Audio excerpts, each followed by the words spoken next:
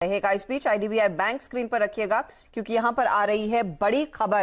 दरअसल financial bid की शर्तों में ढील देने की तैयारी इस समय होती दिखाई दे रही है। याद रखिएगा, आईडीबीआई बैंक में सरकार स्ट्रेटेजिक स्टेक सेल करना चाहती है। सबसे पहले वो स्टॉक आपकी स्क्रीन पर आ चुका है। इसमें तेजी का रुख 38 रुपीज 95 पैसे के आसपास, लेकिन किस तरह की ढील और उसका कितना फायदा होगा। लक्ष्मण रॉय हमारे इकोनॉमिक पॉलिसी एडिटर हमारे साथ जुड़ गए हैं। लक्ष्मण, आईडीबीआई बैंक का एक लाइन का फ्लैश आया और स्टॉक में आ गई है तेजी। डिटेल खबर दीजिए, क्या सरकार प्लान कर रही है, फाइनेंशियल बिड की किस शर्त में ढील देने की तैयारी? देखिए, दरअसल ये बता दूं कि विनिवेश विभाग की तरफ से ये औपचारिक जानकारी दे दी गई है अपनी वेबसाइट पर। दो महत्वपूर्ण बातें हैं। पहली बात तो ये है कि विनिवेश विभाग ने ये कहा है कि ट्रांजैक्शन एडवाइजर के लिए जो हमने फाइनेंशियल बिड बनाया था, उस फाइनेंशियल बिड की शर्तों में हम ढील देने जा रहे हैं। वो ढील दी जा रही है। वो ढील क्या है वो भी आपको बताऊंगा। दूसरी महत्वपूर्ण बात कि आईडीबीआई बैंक में हिस्सेदारी बेचने के लिए जो कई तरह के सरकार मंगाती है कि आपको कोई कंफ्यूजन है, कोई सवाल है तो आप हमें भेजिए, तो उन सारे सवालों पर सफाई विनिवेश विभाग ने दी है। उसमें भी कोई महत्वपूर्ण सफाई है, वो भी आपको बताऊंगा। लेकिन सबसे पहले आरएफपी की शर्तों में जो ढील दी गई है वो आपको बता दूं। आरएफपी की शर्तों में महत्वपूर्ण ढील देते हुए कहा, भसीन सर, ये क्यों निफ्टी का मूड बिगड़ा हुआ है थोड़ा थोड़ा? हाँ, गुड आफ्टरनून। तो Ashish ji, routine profit booking है, कुछ फॉरेन कमिटमेंट्स है, तो थोड़ा ईटीएफ आउटफ्लोज था, but again opportunity to buy. Simple thing Ashish ji, अगर yields are going to hit 1.25 1.28, it can not but be good news for Indian banks and the inflation control. Secondly, हमारे यहाँ the second wave has helped very very well and corporate India has risen to the occasion. They have handled it very well. I am looking forward to great results in this quarter, और इस कारण से I think India की तरफ रुझान plus dollar weakness all means कि ये 2-4 दिन इकट्ठे करने के हैं। मेरे को लगता है अगले हफ्ते से फिर वापस तेजी का रुख बहुत अच्छा बनेगा and banks and real estate will lead. आप देख ही रहे हैं मेटल्स में क्या हाल हो रहा है। Tata Steel is hitting new all time highs. अब आपके लिए दो है। मैं यहाँ एक चीज सजेस्ट करूंगा आशीष जी, क्योंकि कल टेस्ला और Amazon is hit all time high and Tesla seen a price hike, तो उसके मुकाबले के 3 स्टॉक्स हैं एंड गोल्डमैन सैक्स। वहां पे मैं कहूंगा कि इन्वेस्टर्स को अगले 15 दिन तक भी अगर सिप करें तो they will be very profitable by the end of this month. Those 3 big names are HDFC Bank, Reliance and Maruti. They all ape the whatever is going on in the US, and they will be very key beneficiaries once this the spending starts. आज के 2 pics हैं, आप कहे तो मैं शुरू करूं? ठीक, बिल्कुल सर, बिल्कुल सर। तो पहला होएगा, देखिए बहुत वीकनेस कर दी है चोला फाइनेंस में। 580 वाला 512-13 आ गया। मुझे ये बहुत अच्छा मौका है। One of the best NBFCs on the four wheeler side in the passenger vehicle. और पैसेंजर व्हीकल में Ashok Leyland, Tata motor are showing lot of strength. 513-15 में लीजिए, stop loss of 503। This is headed to 545। दूसरा पावर लेंडर में मुझे REC बहुत पसंद है। 4350, 4375, 141 का स्टॉप लॉस है, 153 का टारगेट। अनिल जी, जबरदस्त रिकवरी के आसार आ रहे हैं कल की गिरावट के बाद। डाउ फ्यूचर्स पर नजर रखिए सर, जो सुबह 50-100 अंक नीचे दिख रहे थे, इस समय आपको 150 अंकों से ज्यादा की तेजी दिखा रहे हैं, बल्कि ऑलमोस्ट 250 अंक ऊपर डाउ फ्यूचर्स दिखेंगे। नैस्डैक फ्यूचर्स भी संभलते हुए दिख रहे हैं। यूरोप में बढ़िया शुरुआत हुई है। कल 1.5 से 2% की गिरावट थी। इस समय अगर आप देखेंगे तो 1.5% तक की तेजी आपको यूरोप में भी आती हुई दिख रही है। तो जबरदस्त रिबाउंड आ रहा है। कच्चे तेल के दाम भी संभले हैं, वापस ब्रेंट 75 के करीब आते हुए दिख रहा है।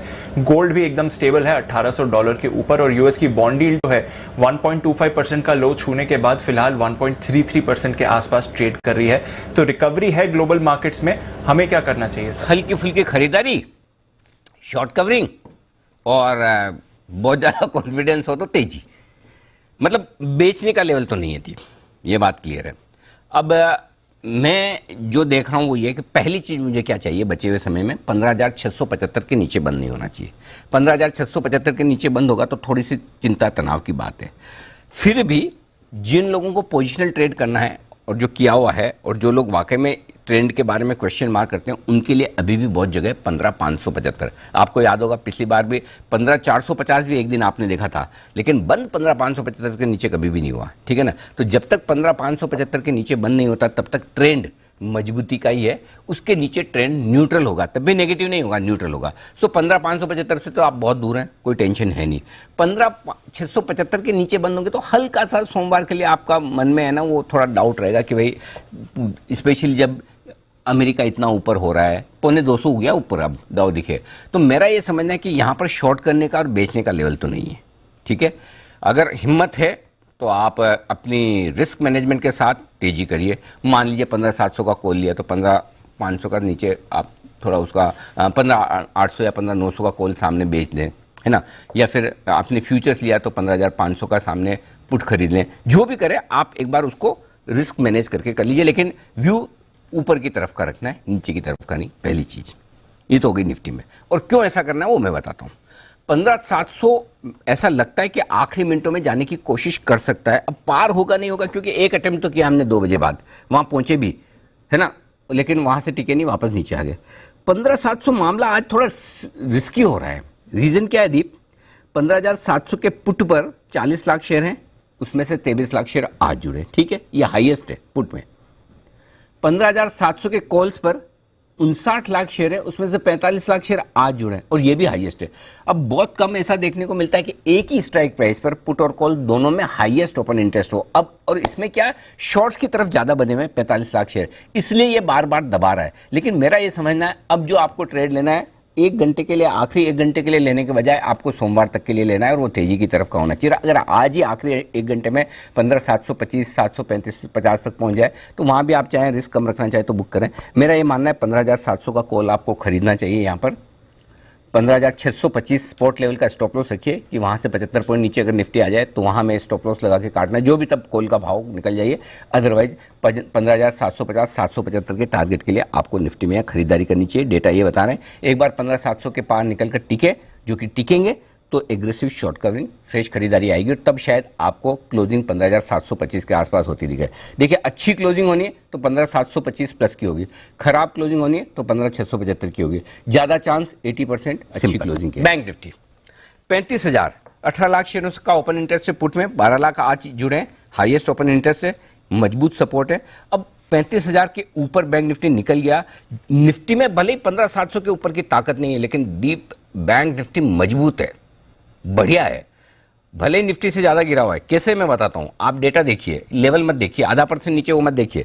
35,000 के कॉल्स पर 15 लाख शेयर हैं, 13 लाख शेयर आज ही जुड़े, ये कॉल राइटर फंस गए। 35,100 पे भी 10 लाख शेयर है, यानी कि 25 lakh share call writer bank Nifty के फंसे हुए हैं। तो अब यहां से बैंक निफ्टी ज्यादा मजबूती दिखा सकता है। बैंक निफ्टी 35,300, 35,375 की तरफ जाने की तैयारी कर रहा है। सो निफ्टी बैंक निफ्टी दोनों में मेरा इरादा खरीदारी करने का है। स्टॉप लॉस अपना मेंटेन रखिए 34,900 के आसपास का बैंक निफ्टी में, 34,850 कर लीजिए जो आज का लो है, और निफ्टी में भी 15,625 का कर लीजिए, दोनों में खरीदारी। जी दीप।